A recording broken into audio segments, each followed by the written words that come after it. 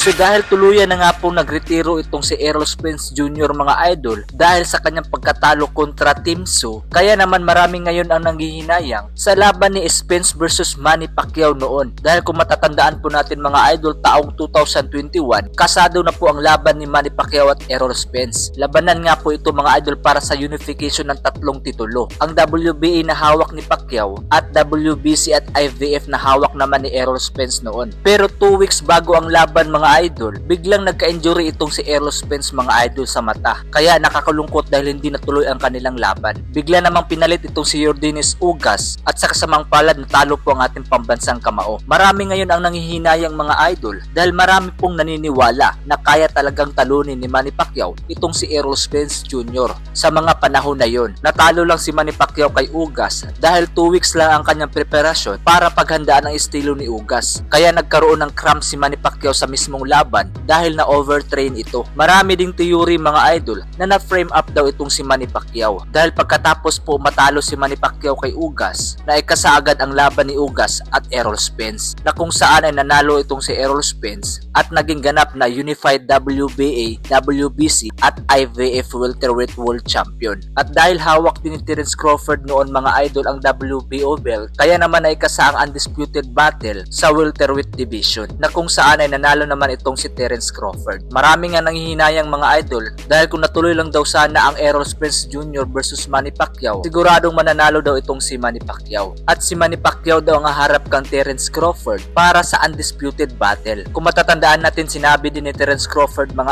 idol na dream fight niya si Manny Pacquiao. Kaya isa din itong si Crawford mga idol sa nanghihinayang dahil hindi siya nabigyan ng pagkakataon na makalaban ang nag-iisang 8 Division World Champion Manny Pacquiao. Kaya naman ano ang masasabi nyo dito mga idol?